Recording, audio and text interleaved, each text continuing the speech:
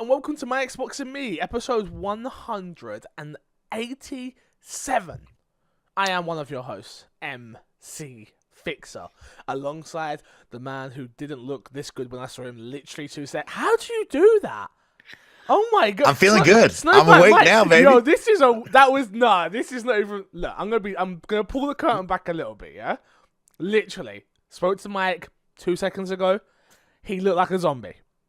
Now he looks like a makeup artist has been on his house and just put the makeup under his eyes, it's not glue, obviously, but like the stick that you sort of sniff and it's sort of like the fumes hit you and you're like, oh, okay, I'm ready to go.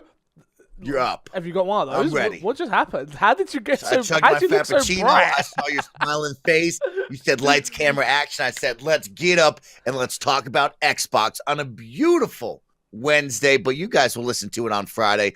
So let's get into it. Yeah, you're crazy. Well, remember, if you do want to get the show early, head over to patreon.com/mcfixer. You can find us on all podcasting services, iTunes, SoundCloud, Google Play, Spotify, and the rest. Remember to subscribe to the YouTube channels, youtube.com/mcfixer, where I have just put up a review for A Plague Tale, and youtube.com/snowbikemike, where Mike has been breaking down the after work sessions recaps each day, and he's been killing it. So definitely go subscribe to those channels. And remember, if you are watching us on any podcast service that has a rating system, please remember to rate us, drop a comment, give us the 5 stars, the 5 chickens, the 5 snails, whatever it may be. We will take them. Please, please, please. Honestly, it does really help, especially on iTunes, to get the show to chart. The whole reason what happens is you have to leave a review, leave a comment on that review, and then that helps the show then chart higher each time. So if you haven't done that and you're new to the show, or maybe even old to the show, please consider doing it. I'd appreciate it. Enough chit chat of the weekly My Xbox and Me. We've never missed a week. Let's get to the topic of the show this week, Mike. Sony, Microsoft partnering to improve cloud gaming streaming platforms. So this one broke literally after we went off last week, and I had a few people message me like, oh my god, you and Mike going to be talking about on this week's show. I was like, no, idiot, we recorded the show already. And they're like, maybe you should do another show. And I was like, maybe I will. Maybe we'll record like another part. And then because this is huge news. And then I read the story and I was like, I don't even understand what this means. Like when it first came out, I was like, oh, this is huge. And then I was like, oh wait, what? Anyway, let's get into the story. Anyway, Sony and Microsoft announced a partnership to focus on improving cloud gaming, AI solutions, and more. The two tech giants signed a monumental of understanding that established both companies will explore, quote, joint development on future cloud solutions in Microsoft Azure to support their respective game and content streaming services. They will explore the use of current Microsoft Azure data center-based solutions for Sony's game and content streaming service, noting that their effort will include building better development platforms for content creators and communities. The partnership will explore collaboration in areas of semiconductors and AI. The companies intend to integrate Sony's image sensors and Microsoft's Azure AI tech across cloud and edge, and leveraging Sony's semiconductors and Microsoft's cloud technology. Quote. We got a couple of quotes here. Do you know what? I don't really care about them. Mike, we'll throw it over to you. Obviously, this was like I said, this was like a big piece of news, and everyone was like, oh my god, it's huge. And then you sort of let the dust settle and you find out where it actually is. Where are you at on the hype meter on this one? Huge piece of headline news, of course, when you read Sony and Microsoft coming together to work on something. That's always great. You love to see two hands come across the table and work in unity. But when you really get into it, you kind of let the dust settle, like you said. It's more on the back end, and I don't think it's like a huge, oh my gosh, this is going to change the gaming world. What it's going to do is both of these companies here want to help each other grow. One has certain infrastructure that the other one wants to be a part of. Mm-hmm. And I really think It's just a play by Sony to get some help from Microsoft on their cloud-based gaming service. When you look at it, it's like we talked about it, streaming is going to be the next future here. Yep. And Sony, of course, needs to have that back-end structure. Microsoft is one of the two largest, I believe, server-based teams out there. They have the largest servers around. So they have to work with Microsoft out there. That only boosts them, which is great. And then on the side of Microsoft, I really think when you look at this, it's not from a gaming side that they want to increase their AI. When I look at that and I think, oh man, look at all the things that we've seen Microsoft do over the years on the computer and technology side from computers. Then they had the one piece where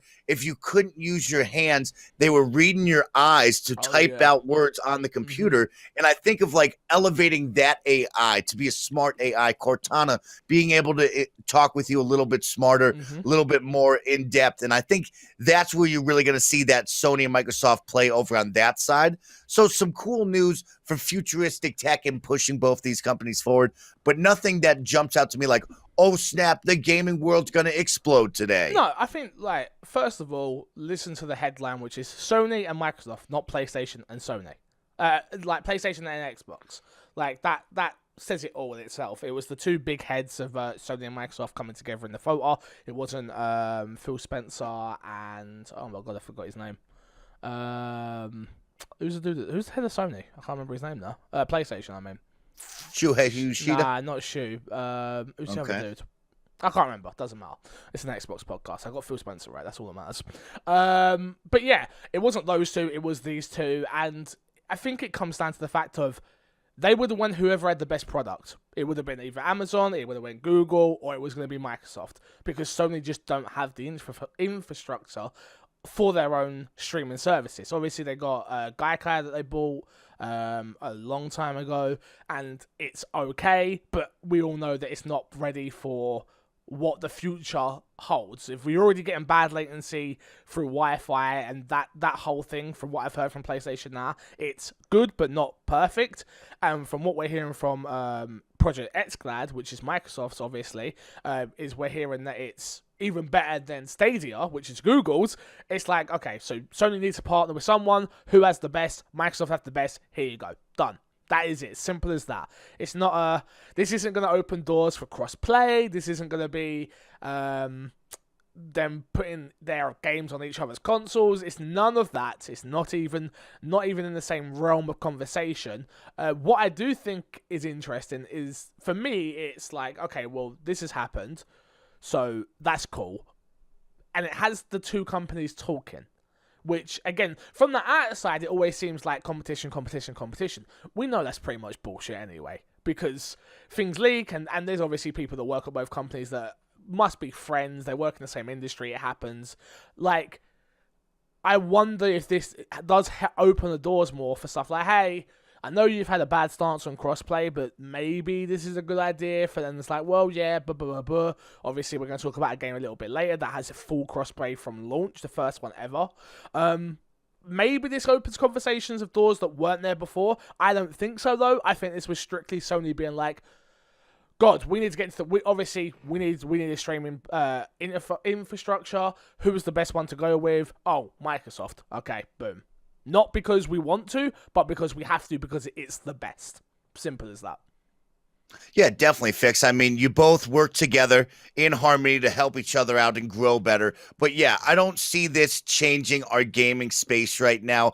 And I definitely think in the future, we will always have a divide between Sony and Microsoft. Of course, they're two console juggernauts. They're both want to buy for your attention, your money, your wallet space. And yes, we will talk about the future of crossplay. And I don't think that comes together as, hey, we're both going to build a box together, or hey, we're all going to agree on we're just going to have one streaming box and we're all just going to sell our things. No, that's not going to really happen in the future. We'll probably always see a divide all the way up until me and Fix pass away in the ground. I don't think we're ever going to see one box only. It will always be a divide there, but very cool stuff. And I think it's going to be some things that we don't see on the back end that will really change. Of course, in the next generation that when we see the streaming world really flourish, this will be when Sony and that Microsoft Cloud Azure really come together. And then on the backside, what's Microsoft's next computer big program that we're going to see? The AI tech is going to improve.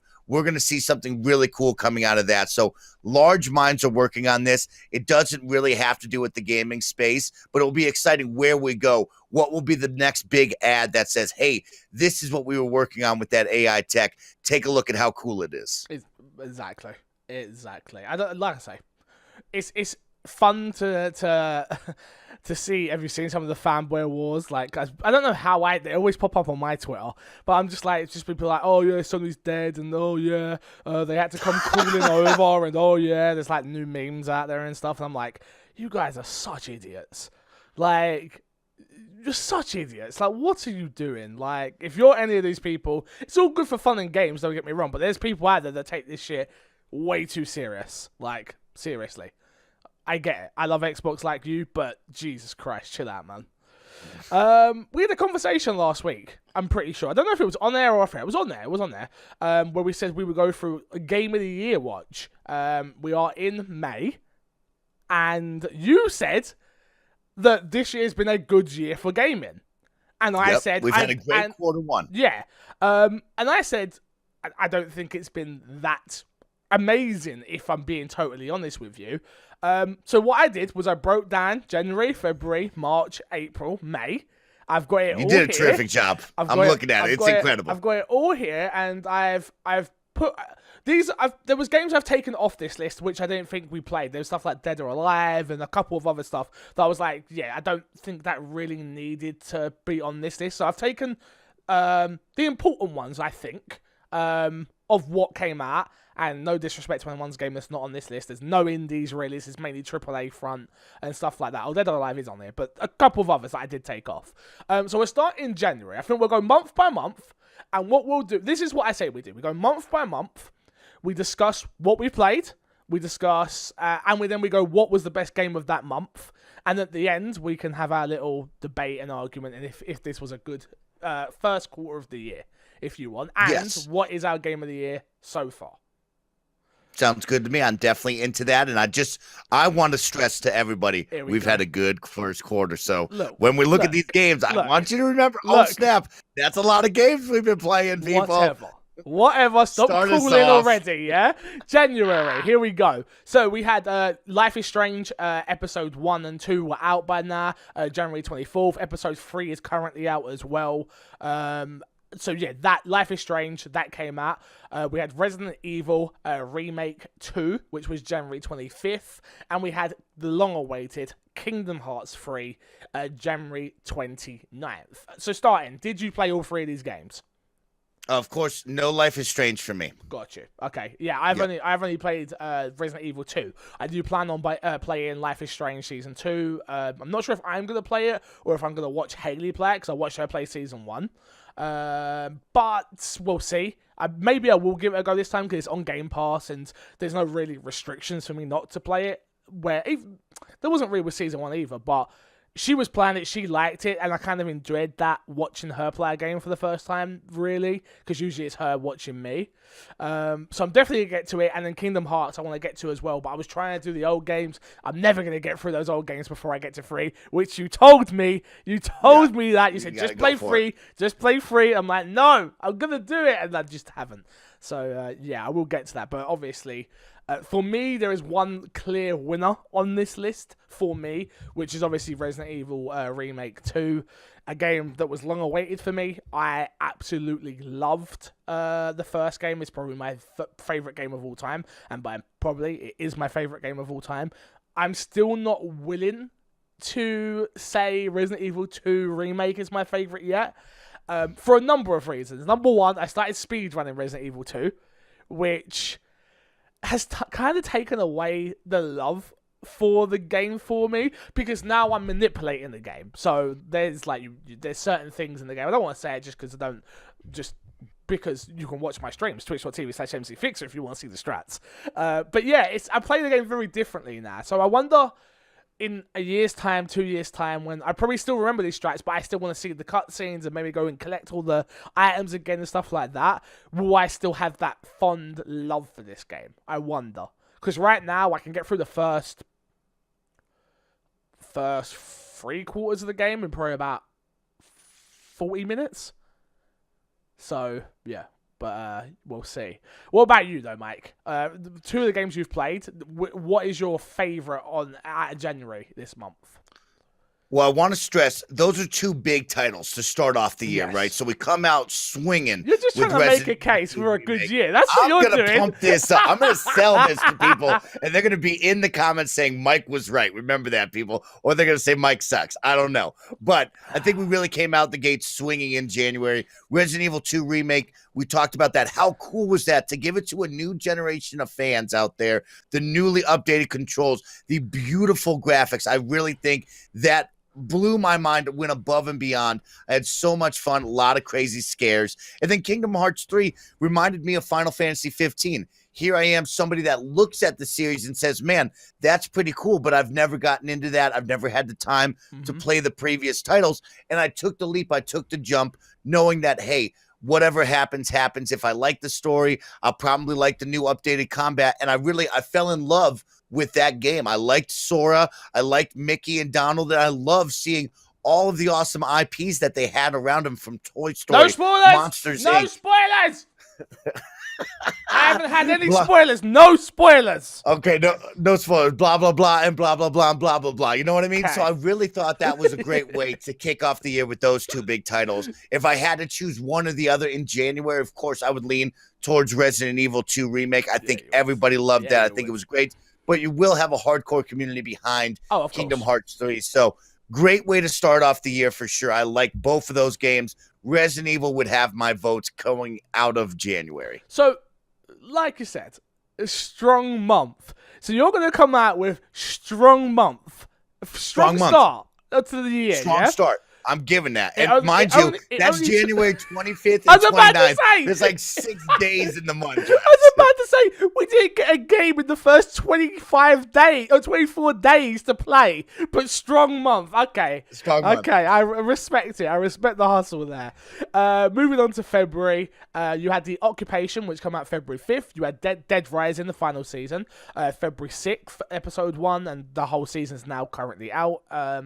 Which we'll talk about in a second. The Walking Dead, just so everybody knows. You said Dead Rising. I said to myself, I was like, oh my God, I don't remember that game. It's in my head. The Walking Dead, I apologize. Trials Rising, February 12th. Crackdown 3, February 15th. Far Cry New Dawn, February 15th. Jump Force, February 15th. Anthem, February 22nd. Metro Exodus, February 22nd. Dirt Rally 2.0, February 26th. And Lego Movie 2, which I haven't seen yet. I just thought about that. February 26th. I don't know if the movie's out. I don't remember the movie happening. I think it did come out. I think we just missed it. Let us know in the comments. Yeah, please. I don't remember. So we kick off the month with The Occupation. Did you play that? No, I don't know. I don't even know what that is. So if I'm not mistaken, I could be wrong, but I'm pretty sure this is it's a walking sim type game. I think. I could be wrong, but I know it was it was out there. I remember it sort of, kind of. So of this list, I played The Walking Dead, Trials Rising, Crackdown 3, Far Cry New Dawn, Anthem, Metro Exodus. So the only ones I missed was Lego Movie, Dirt Rally 2, Jump Force, and The Occupation. What did you play on this? Trials Rising, Crackdown 3, Anthem, Metro Exodus. Those are the big ones that stand out to me. I avoided Far Cry New Dawn, like we talked about with the motion sickness. But really, those titles for me felt like February. I mean, mind you, we had those two titles back in January so late. Felt like February really extended a little bit longer. And I have to say, Trials Rising was a great return to form with Trials. They added multiplayer. Yeah. It was another beautiful game. The art in that game is incredible. The 3D design of the tracks going a little bit off that 2D plane. Really cool stuff. Of course, you can huck dope flips and get hurt. I love that. Crackdown 3, we talked about it, right? We knew coming into this, we talked about it, me and Fix, and if you rewind the episodes, Crackdown 3, Far Cry New Dawn, Metro Exodus, and Anthem. There was really going to be one clear winner out of this month coming out of it. We all probably know which one it is, and we'll get to it in a moment, but I had a good time with Crackdown 3. Which one was it? I don't. In my head, I'm now. It was definitely Metro Exodus because Anthem didn't give you any content. Do you remember that? They didn't give you no content. You can't tell me. You're right. You're right. So, no, but the problem is, this is the problem when you do a weekly podcast and you're a full-time live streamer as well, or content creator, is you play so much of something that you're like, oh yeah, I did play a lot of that game, and there really was nothing to do in it. So you start making the game up in your head like it's better than what it was because you're getting good views or something. No, yeah, you're right. Metro Exodus was probably the clear winner that month. Definitely won that one. Yeah. But Crackdown 3, like I said, I think it will be similar to Far Cry New Dawn. Far Cry might get a better score from people, but here it was. A fun return to Crackdown 3. It was kind of bland. It was probably 6.5 to 7 in my mind. I had a good time playing co-op, running through the campaign. I think we beat it in a grand total of 6 hours, which is, yes, ridiculous for a Crackdown 3. It should have been a little bit larger than that, but a lot of fun. Want to give a quick note here, side notes, put a little exclamation point on this one. Wrecking Zone right now cannot even matchmake, is what somebody from Kotaku said about 2 weeks ago, because the servers have nobody in it. So pretty funny stuff. Unfortunate for that. For me, my final two, like we talked about, we started Anthem. I got my 10-hour free trial from EA Access. I didn't even finish the 10-hour trial.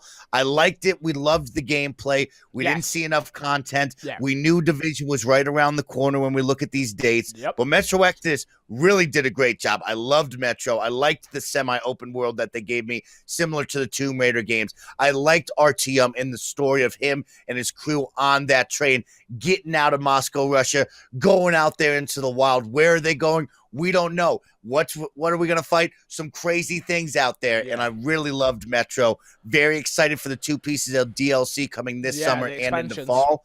So I will say, if I look at all that, that's a pretty good February for me. I mean, that's 4 big games that I played. Okay, wait. So you're going to go with a good February. Trials Rising. Wait. You just stop for a second, sir. Let me sell this. Trials Rising. A good game, nonetheless. Not taking anything away from it, but we know what we're getting there.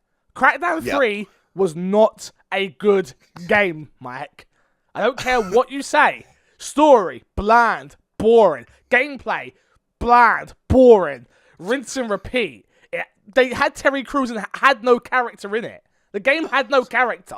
Do not tell me that's a good game. Far Cry New Dawn, I enjoyed, but it was a telling in the same world with some vibrant colours. Was it fun? Yes. Anthem, a game that is done by a team that everybody loves, which was going to tell a spectacular story, has no content. Metro Exodus, unfortunately for me, I really loved the Metro Exodus preview that I did, as I'm sure many of you remembered. Then when I actually got the game got the game full, I was just a bit like, oh yeah, I didn't play the previous 2 games. I don't care about these characters. I played about 5-6 hours, and I was just a bit like, I'm not feeling it. In the end, unfortunately. So for me, February was average month at best, with a lot of games that I beat, by the way. Crackdown, B. Far Cry New Dawn, B. Anthem, beat to a pole. Metro Exodus, play about 5-6 hours. Walking Dead, B. Walking Dead, let's get to that one. We'll take that as a whole, the whole series, yeah? Even though it come out month by month. Unfortunately, it wasn't great. Is the point. It wasn't great. It was cool to see Clementine's story end, and obviously the team finish it. The Don't Buy It team, I think it's called. Don't Buy It. I think that's right.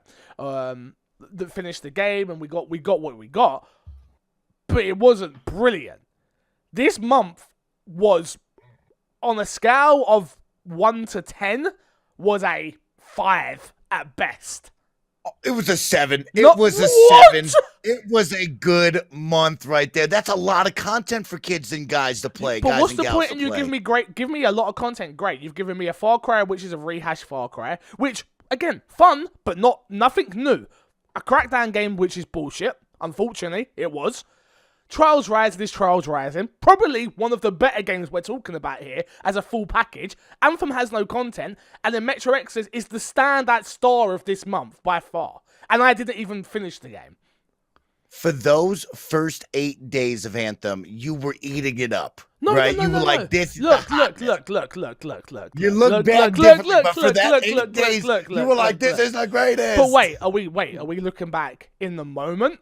Or are we looking I'm back? just teasing We gotta you, look. right. Look, those 8 days were amazing. I was Iron Man. Fire. I was sat next to my fiance, who was, I won't say that word, was loving the game. I was gonna say something that might come sexually, and I don't want to get Alina in trouble. She'll come through that door and beat me up. I'm not thinking that. Like, don't get me wrong. I enjoyed my time with Anthem until there was nothing to do. Simple. Or the loot was still broken, and it's still broken. Like, you cannot give this month anything higher than a 6, and I'm not giving it a 6. I'm giving it a 5 for a month. Oh, I was gonna say I got you. A point No, you did not. No, you did not. not. No way. Like, Metro Exodus. I'm talking about the month as a whole. Obviously, games separately we can talk about, but we're talking about. You come on this podcast last week and said that it's been a great start of the year. January. I'm still sticking with the great start. I'm liking what I'm seeing. January was good. January was good because it had Resident Evil in it, so that's a 10 already. Gets a 10 instantly for me. Yep. A 10. Simple. February comes down to a 5. Simple. I'm gonna give it a 7. I'm sticking with a 7 still. You could do what you want because we all know your scores are bullshit and we can't trust a word that comes out your mouth. Okay, let's move on to March, shall we? Take me to March. Dead or Alive 6. Devil May Cry 5. Sorry, Dead or Alive 6, March 1st. Devil May Cry 5, March 8th. The Division 2, March 15th. And Sekiro. I try. Shadows Die Twice, March 22nd. Of these games, I've only played one of them, being The Division. I do plan on getting Devil May Cry and Sekiro very, very soon. I've been talking about it for way too long, so I think I might pick it up tomorrow, actually, Devil May Cry, so I can finally just get through it and get it done. Not that I'm in a rush, but you understand what I mean. What have you played? Division and Sekiro. Okay. Would like to play Devil May Cry, because this will be another one similar to Final Fantasy. First time ever jumping into this series. Think it's a great jumping in point. A lot of awesome reviews. So when I look at this month, Fix, I gotta say, I think this month right here, solid 9 or 10. I think my this month God. Came out. I think this month gave it to you. Look, you get a little bit of everything that you want. Look, everything that you want comes in this month. I can only talk from my own personal experiences, and with the fact that I've only played one of these games this month, in that month, which is The Division, which I love, by the way, which I love. We still got to talk about what's in our box. This is second topic of the show. I don't even think we're going to get to news this week. I'll be honest with you.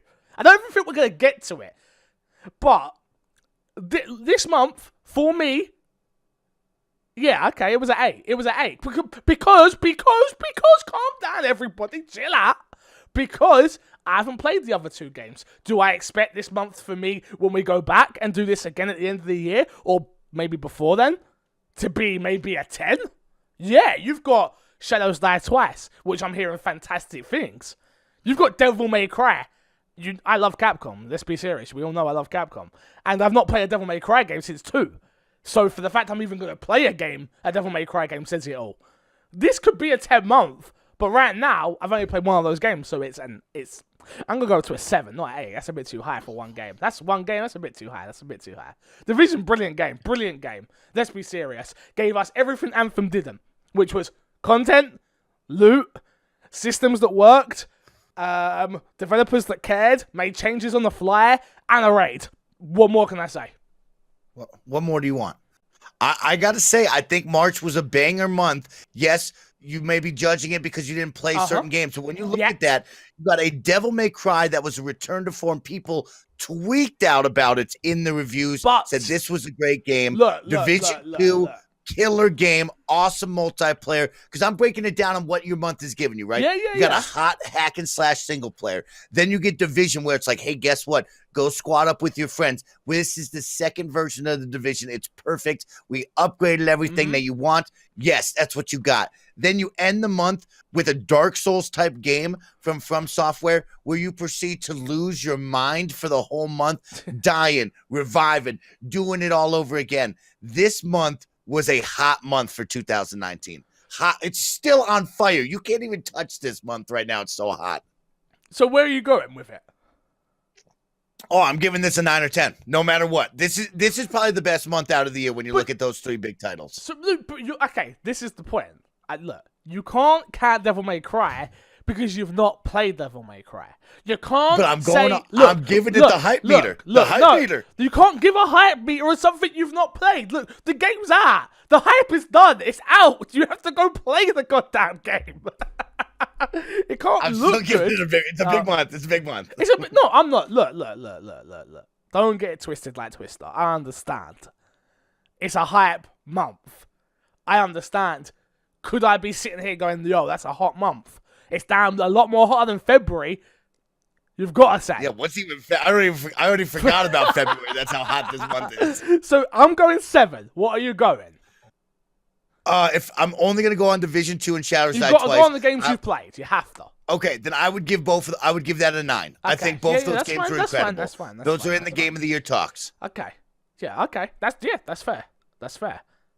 And then we move on to April. Now I could be wrong, but there was nothing in April. All we got was Mortal Kombat 11. That was it's looking kind of quiet in April. Look, one more time. I'm going to check games coming out in April. Let's talk Mortal Kombat 11 though. Did you play it?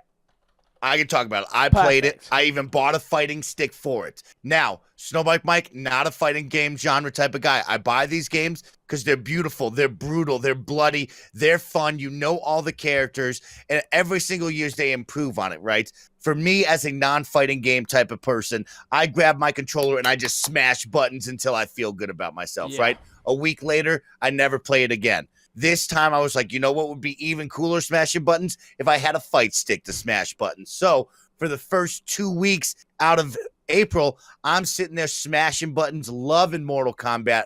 I think they had another fun story, just like Injustice 2. I think they did a great job with Mortal Kombat. This is definitely a banger of the month. There's only one banger, truly. It is on the ending side of the month, but Mortal Kombat definitely raises the scale of the year as a whole when you look at it. There's a game that I missed because it wasn't big, but I know it was big in people's minds, which was Katana Zero.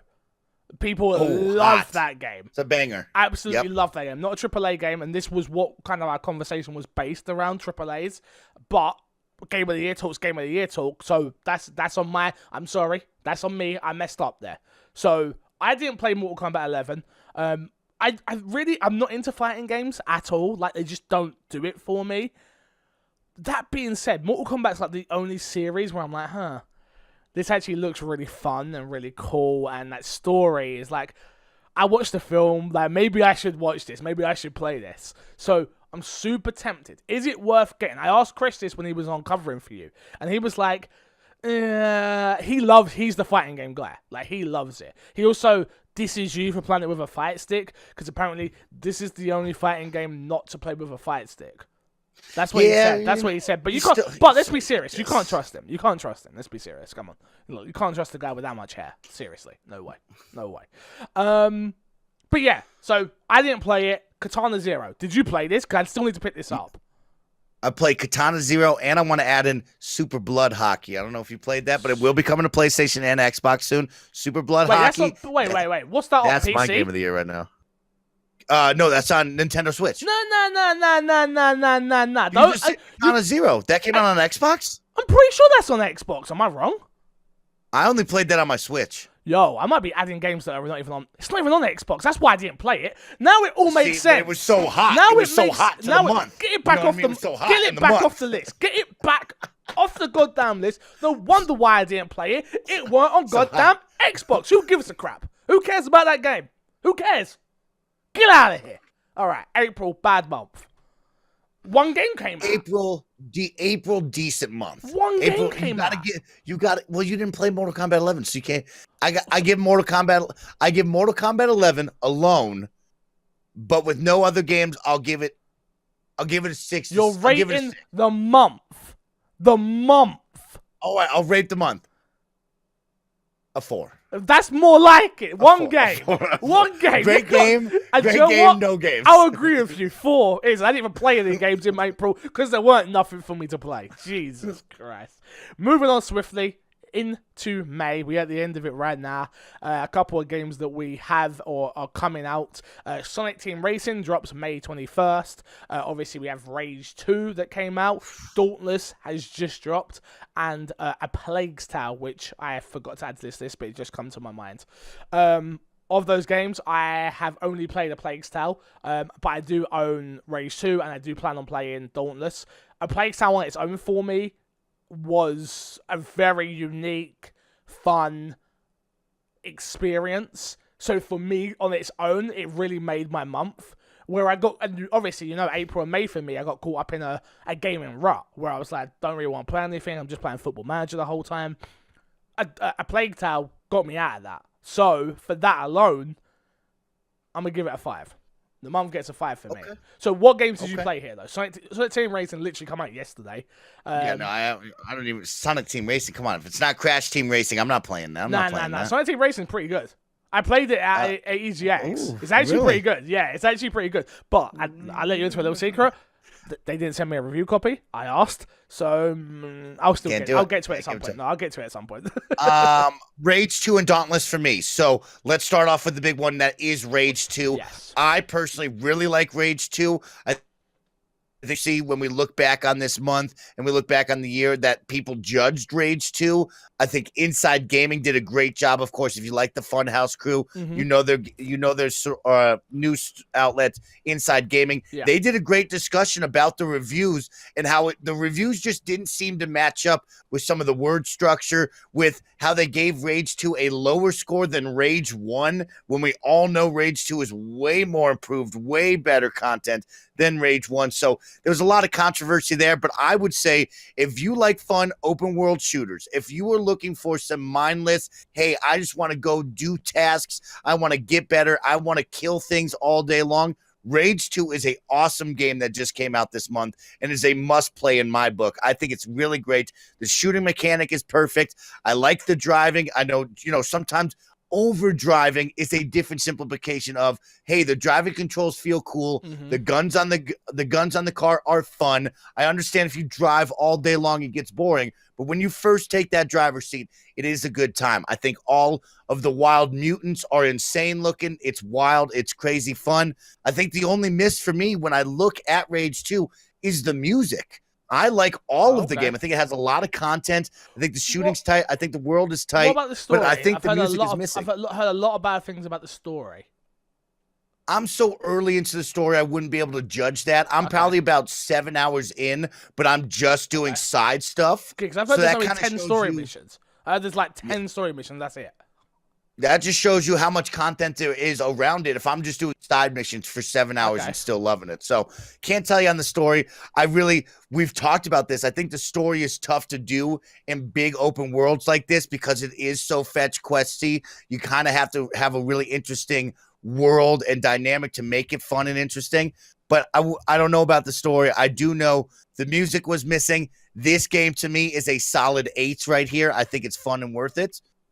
Dauntless on the other side. I played Dauntless last night for 5 hours. Whoa.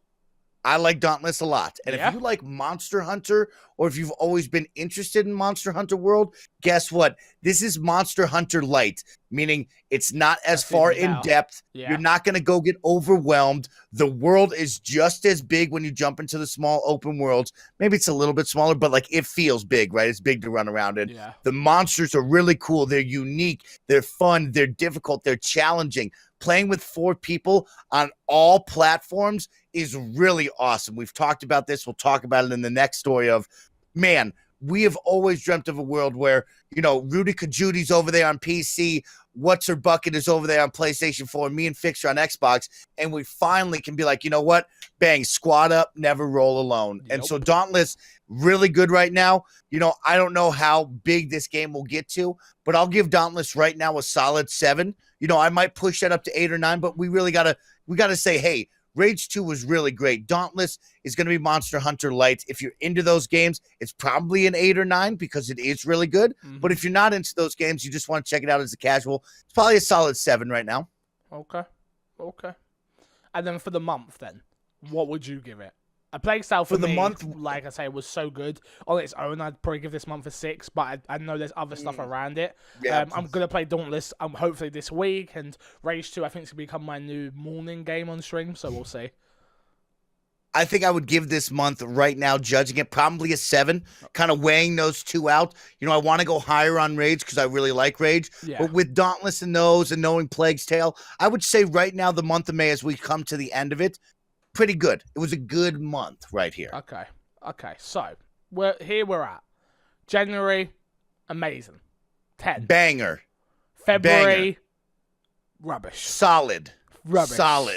Solid. March, very good. On fire. You took the gasoline can and poured it on the month and lit it on fire. That's Okay. what that month is. April, big poopy. Big poopy. What happened to the month of April? That's what April is. And then May, undecided because it ain't finished. Good. Decent. So this is the conversation we have then. We've broke it down. We've spoken about everything that we've played this year.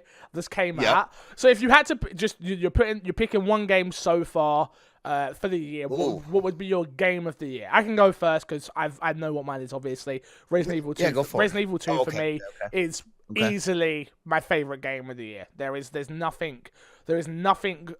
I don't think there's anything that's going to be able to beat it. I don't think. I think the only way something can beat it is if Gears of War 4 is... Gears of War 5? Gears 5? Yeah. Gears 5 is outstanding. If Cyberpunk drops this year, I mean, yeah, that's it. I think those are the only two games for me that would be able to even come close to this game. Obviously, I'm looking forward to playing Shadows Die Twice, Devil May Cry, Rage, Dauntless. Plenty of games out there that I'm ready to play. Kingdom Hearts.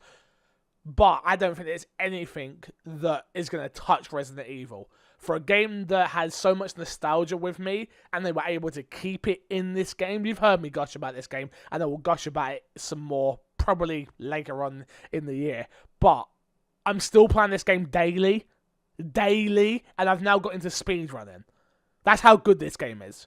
I'm not into speedrunning. That's not my thing. That's not what Fixer does. Fixer plays games and bounces. He doesn't stick around. Old game's old. Apparently not, because I'm really loving this. Really loving this. I like that. See, I'm happy about that. I'm going to go with 4 big titles right now, and then I'll narrow it down. Okay. Resident Evil 2 is definitely up there on the top 4, guaranteed. I look at Metro Exodus. That's up there on the top 4, guaranteed. Division 2 and Shadows Die Twice. Yep. Now, when I really break that down and I think of the outside perspective looking in, it would be Resident Evil 2. I think the community, the world itself, will go with Resident Evil 2. If this was Snowbike Mike, I would then narrow it down to Sekiro and Division 2. Yeah, you. Exactly. So I'd go down to Division 2 and Sekiro. Okay. And those two games are vastly different feel, different world, different kind of art style. If I was to pick one out of those two, it would be Sekiro. I think Sekiro has it for me. The setting, the world, the pacing, the video game itself is really great. But you have 4 big games there that I just broke down out of the first 5 months of the year that we've had. Those are all in the conversation when we end the year in December for sure. Yeah, I think, look, we're doing this, and obviously it's a bit of fun between me and Mike, and it gives you guys a bit more information of what came out and stuff like that. I definitely realize I've not gotten to enough of the games that have came out this year. The more I think about it, no, I actually need to, play Kingdom Hearts. Stop talking about it and do it. And same with Sekiro, same with Devil May Cry. I need to just put a couple of weeks away and just be like, let's get to it. And find the games that stick and the ones that don't. If I play Rage 2 for a couple of hours, it don't stick, just put it away. Don't sit there and try and destroy it through. No, there's too many good games out. You know what, now we've sat down and spoke about this. Yep. Give it to me, because I'm going to break it down for you in a moment. You give it to me first. It has been a good start of the year.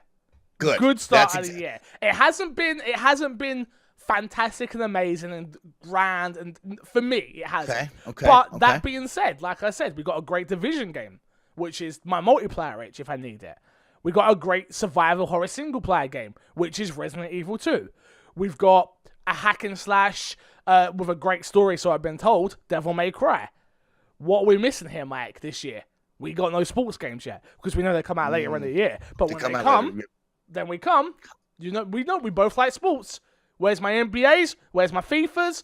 That's it. I'm not playing no hockey. I'm not playing no hockey. Forget you. No thanks. No thanks. Not about that. I like that you said good. Good. So when we look back on the year, here we are. We're about to end month 5. So we're almost halfway through the year now on the month count. When I look at it, I would say good, but what I'm going to go with is above average start to the year right now. So when you look at it, we had about 2 fire months. We had about 3 good to decent months, and then we had 1 month that was like, what was that month, right? What was that month? We don't know. But when you really look at it, there was a game for everybody. We did have some games that really changed the face of how we play. Anthem is what I'm kind of talking about. We never thought about that.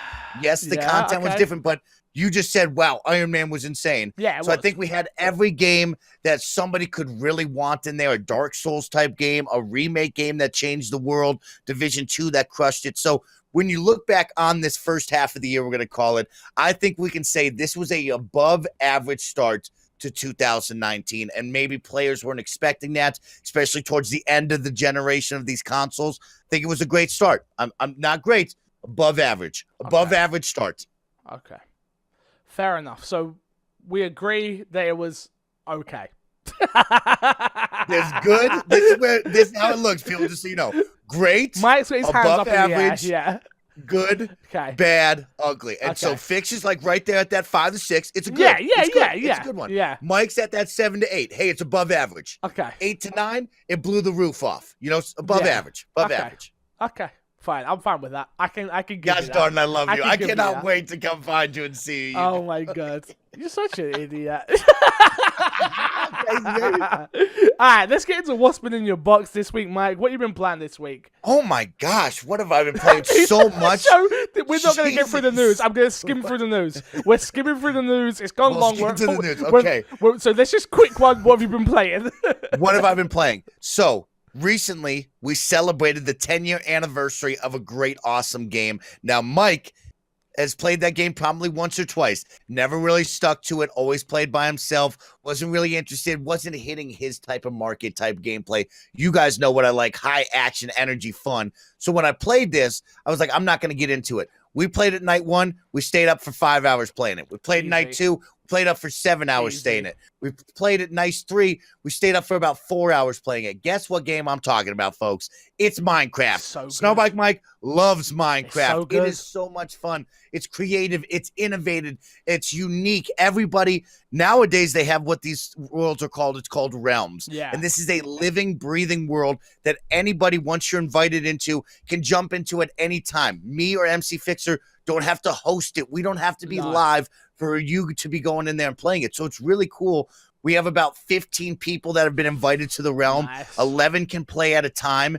And so you'll log in on your phone and you'll be like, oh man, what are they doing now? You'll log in after a full day of work and you'll come in, you'll be like, wow, look at what everybody's created. And then I'll sit there, I'll create things. I have a koi pond, aka an aquarium now, where I caught fish from the ocean and shoved them in this pond in my house. I got a lava pole. It's really, really cool. And I love seeing everybody's cool creativity and, you know, innovations in this game. So, wow, I'm really stunned by Minecraft. How long will this last? I don't know. But now I know that this is a fun, chillaxing game that you can play with a bunch of friends at any time. So it's really cool. I'm loving Minecraft.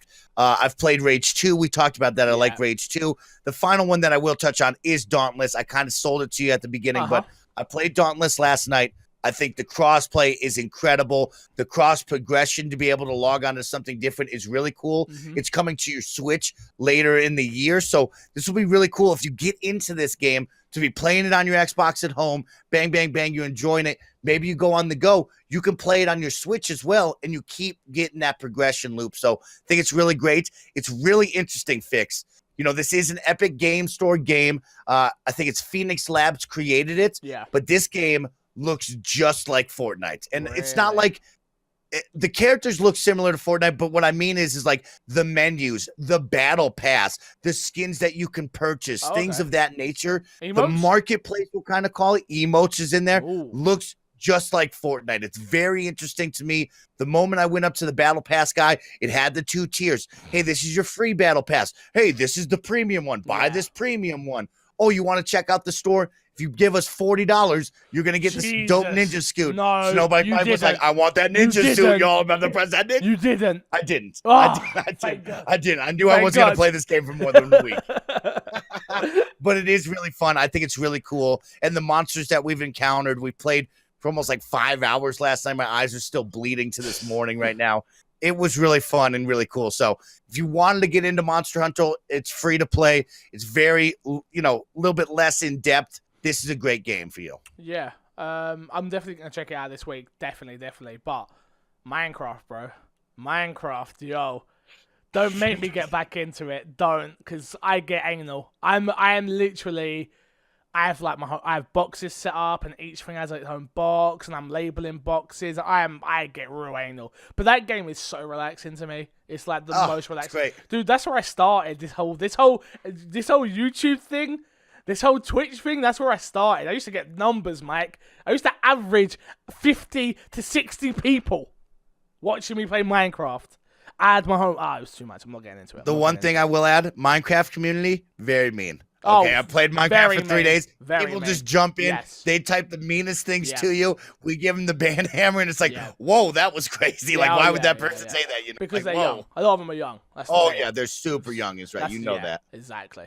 What have I been playing? I've been playing, again, I'm still doing my gaming lull, playing the Time Football Manager, which no one cares about. I haven't been playing this on the Xbox, so full transparency, but I want to talk about it anyway. I've been playing Dead by Daylight, which I've never played before. Crash had it on a PC. It's coming to Game Pass this month, which we'll talk about a bit later. So I'm actually going to make the switch, I think, and start playing it on Xbox when it comes to Game Pass.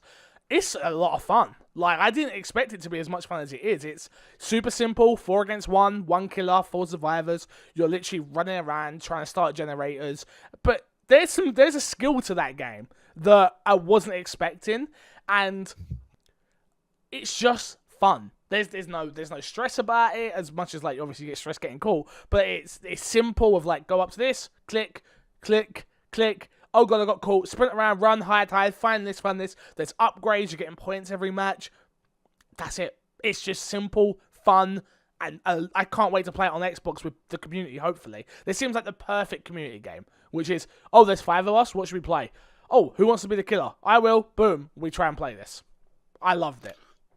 Totally agree. I've been playing that game since launch on PC and on Xbox, and I think it's a lot of fun.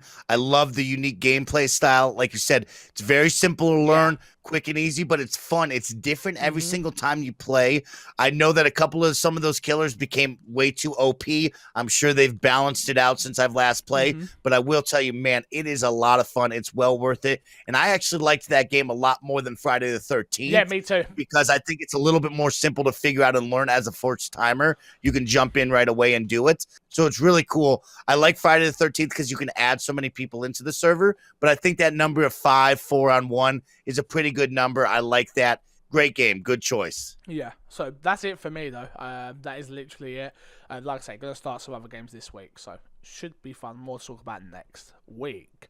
I'm going to skim through the news because I've still got to get to the gym. Let's do story one. I've not, definitely do story one, but I'm going to skim through the news. But story one is Ubisoft is open to adjusting the Division 2 raid difficulty. The Division 2 raid, Operation Dark Hours, has proven to be exceptionally hard to beat, especially for console players. But it appears Ubisoft is open to adjusting its difficulty. Reddit user Inkist posted yesterday that his team, which includes players, forget them, they're not getting their shout-outs, was the first to beat the 8-player raid on console 3 days after it went live.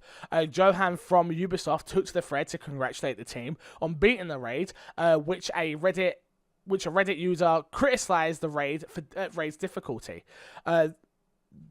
To this, Johan responded, quote, "The raid is very much designed to be the toughest challenge yet in history of the franchise. It is built around the idea of well-coordinated team with good communication. That said, raid difficulty is certainly feedback that we have been looking at since the release of Dark Hours, and it is not outside the realm of possibility that tweaks will be made moving forward." I have played the raid. Have you? I've not played the raid. We now currently have 6 players raid ready. I'm ready. Like, if you need someone, and we're going to talk about that off of it. But yes. Yeah, if you need someone though, just let me know the time. I'm totally down. But what I will say is, I used the looking for group, and I was just spamming randoms, and we got a team together. Finally, took us an hour and a half. An hour and a half to get a team of 8. We jumped in. We got past the first part. No problem. We got to the first mini boss, I guess. Ridiculous. Couldn't do it. Literally. Played it. I played about 4 hours on this same part. And we figured out the first puzzle. We figured, running around, using the gunner. And then people would like, you got to shoot him in the front chest. And we try. My team DPS was nowhere near high enough. Not even close. So I need to get back in, start grinding out. The problem, they made a smart decision and a bad decision for the whole, the difficulty I'm fine with, by the way. The difficulty is not the problem for me. It's the gear not being dropped at 515, because you always need those over-level players to help the people that are not willing to do the grind. Yeah. And I think that's what they've taken away from the game. It made sense why they did it, and I applauded them for it. But now, looking back on it in retrospect, it's like, okay, imagine Tony's plan, and Tony's still grinding it out, and he gets in with a squad that needs a player, and he does finish it, and he's 515. He can then do enough damage to actually help us progress through. At this moment in time, we've got me, Stu, Tony. That was all we had as our regulars, who people would know, and none of us were ready. None of us had the right builds. None of us. We weren't there yet. And I wanna respect Ubisoft very much for making it hard, because it makes it more fun in a way for people that do want that communication and getting 8 people together. The one thing I will say, which they made the biggest mistake, was not letting there be matchmaking, because the pure fact is, I get that we need communication. But I can send someone a party invite once I've got their name, and you've now taken that away from me.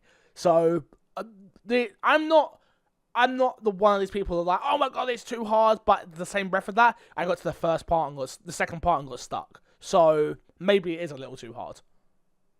Yeah, I think you're right on all those points, right? I mean, from somebody looking outside, looking in at the raid, but also somebody with raid experience from different MMO type games like this, there's a lot of points that you hit on that are totally right. So really, to quick start off with the matchmaking, I agree. I think there should be matchmaking in this. Personally, I saw you doing the looking for group. Yeah. I've done the looking for group many of times. You get stuck with randoms. You don't know who they are. Of course, it could be good or bad. It takes too long to get them. The system isn't clean enough where it's like a quick grab. No. It's like you post, then they got to message you. You got to message them. You got to find them. It's a lot of in and out that just doesn't work.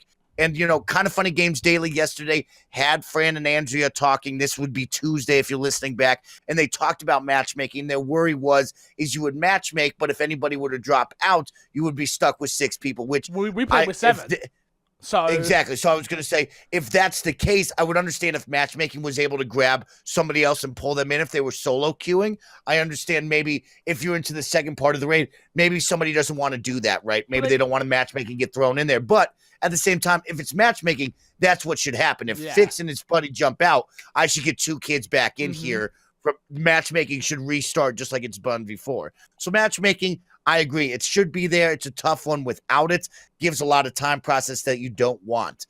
On the next side, like you talked about, Fix, in every raid that I've ever been with, somebody is always Sherpa'd, or multiple people have always Sherpa'd, because there are people like me. There's people everywhere that are like, hey, I got to the base raid level. I'm ready to check this out. I don't have time to be like Fix or really be like Fran, who's I'm looking at a spreadsheet. I'm looking at every gun. Just let me interject real quickly. That's everybody. Every normal person, normal people that play normal games. Forget streamers. Forget people like myself who live on £200 a month to do it. Like, no, that's not the point. The point is, it needs to cater to the everyday man like you. You've got a full-time job. You have finally hit raid ready. You should be able to just get in and play the goddamn thing. Exactly. Carry on. So thank you. It's right. That's the greater good of the world right there. We don't have time to do all this. Fix is talking about numbers that I've never seen before. I got up to 490. I'm up at 494. I want to play this, but in reality, there's going to need to be, if it's an 8-person raid, I probably need 5 guys that are strong enough to carry 3 of us. More than because that. Exactly. In reality, our gear is not going to be putting in that much damage. So when you look back on it, it's like, maybe you should cater to the wider audience 100%. and make just 2 different levels. Make their normal, right? Make a heroic. That's what you do in these kind of situations.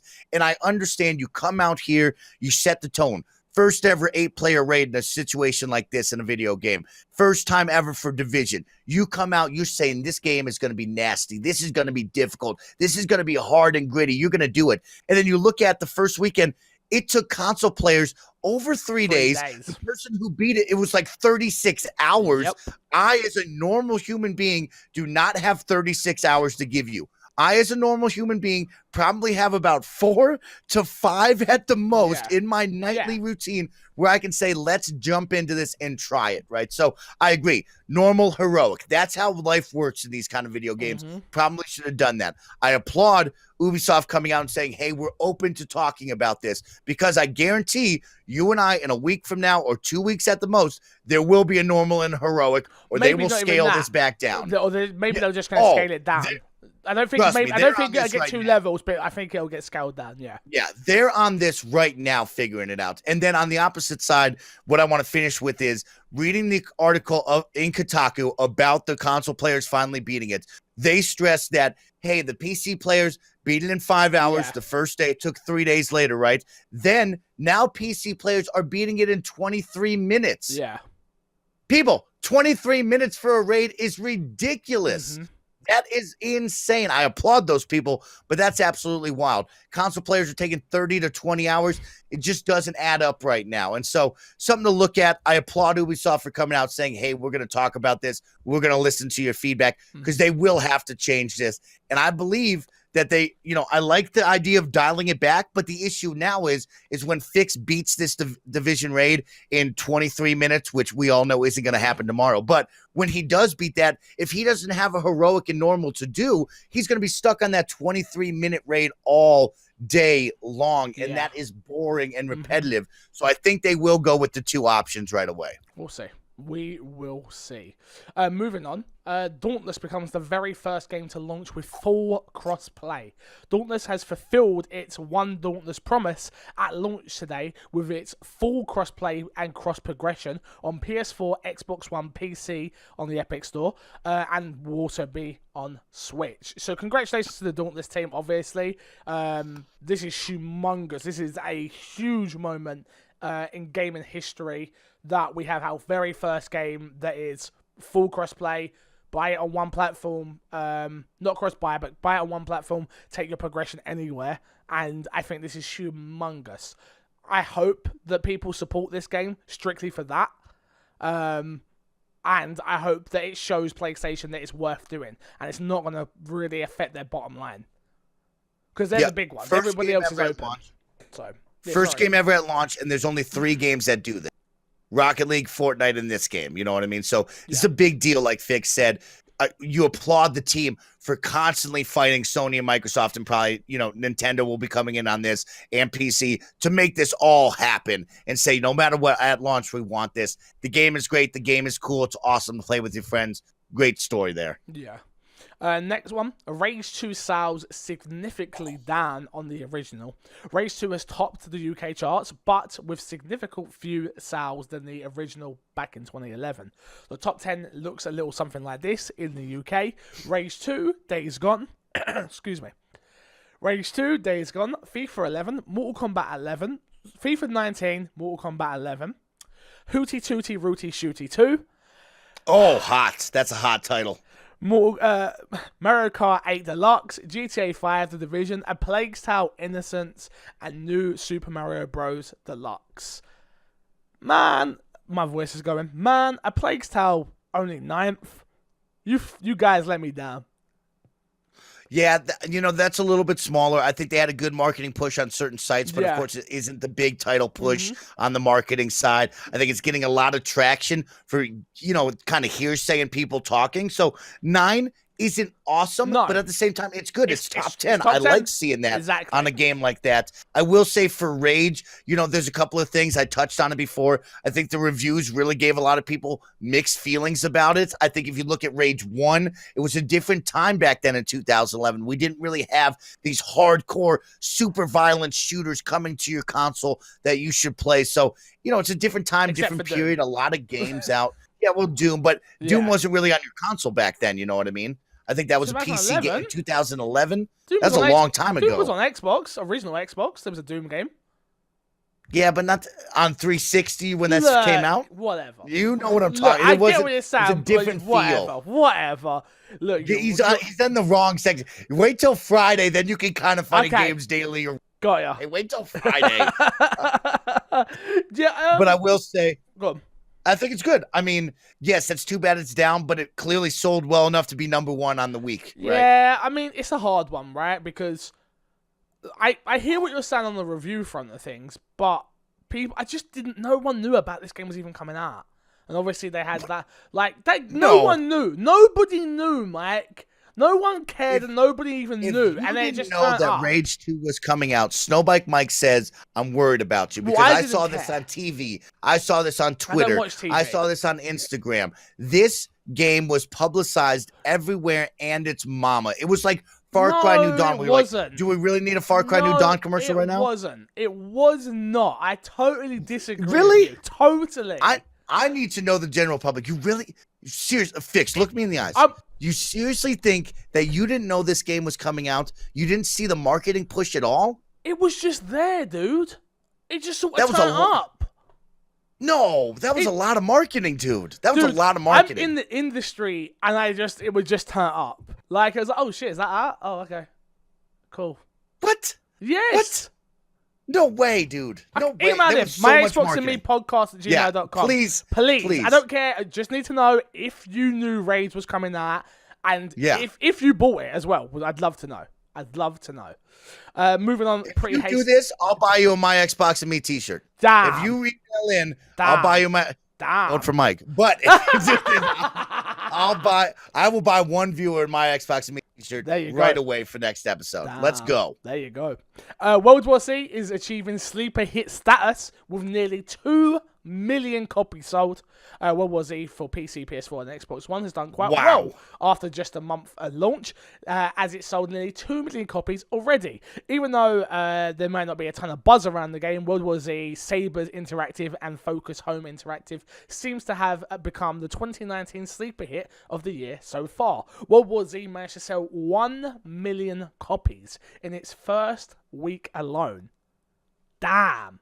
I mean, I played the game, enjoyed the game, but 2 million sold? Damn, I didn't expect that. But what did I say about this game when I did play it? Enjoyed it.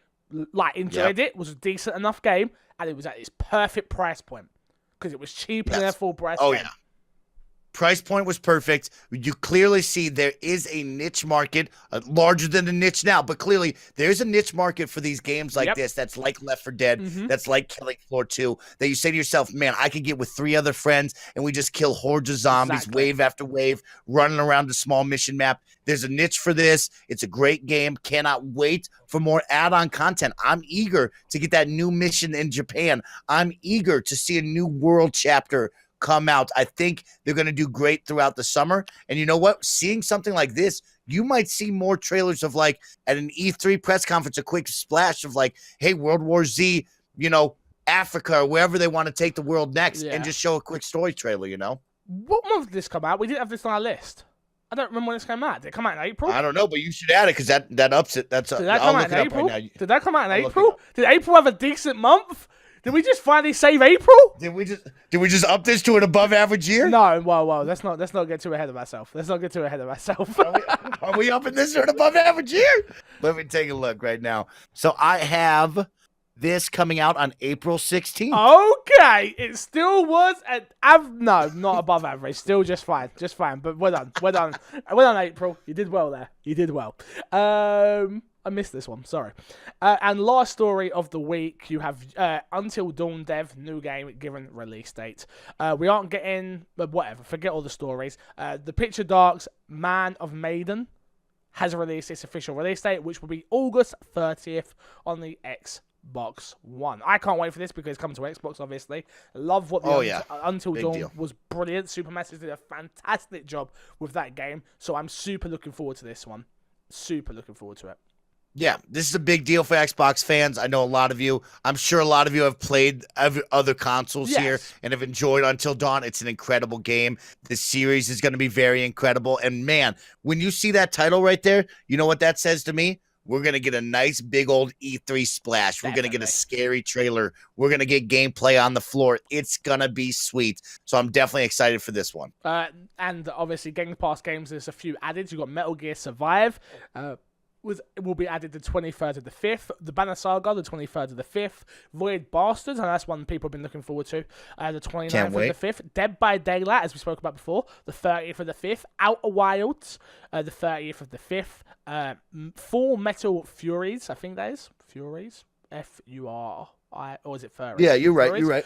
The 6th of the 6th. The Banner Saga 2, the 6th of the 6th. And Super Hot, the 6th of the 6th. I thought it was Super Hot was already in there.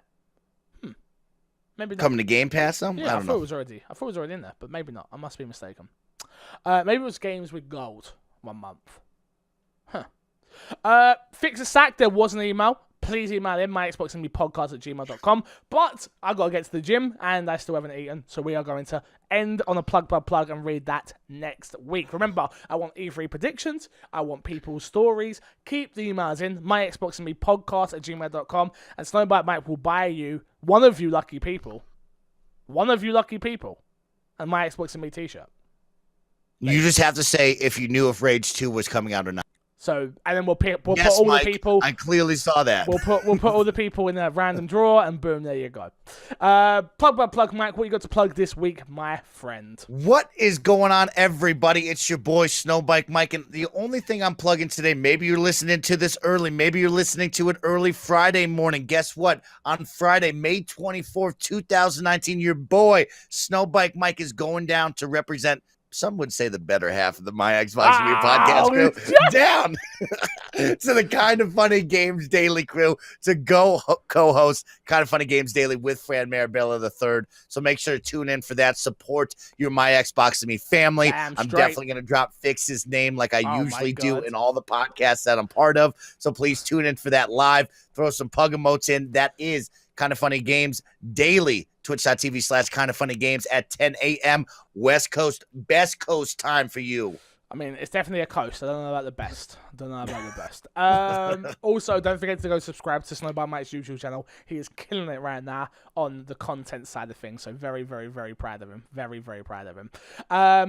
You can find me everywhere at MC Fixer. Right now, I'm streaming. My stream schedule is a little bit crazy, but it's like 10 o'clock in the morning GMT, or I'm doing about 10 o'clock at night. 10 o'clock in the morning GMT, or around 10 o'clock at night, because I'm doing gym 2 times a day now to really try and cut some weight. And so that, remember, if you've got Amazon Prime, you've got Twitch Prime, go support a content creator. I'd appreciate if it was me, but if not, make it Snowbite Mike. If it's not this guy, it's this guy. Make it happen.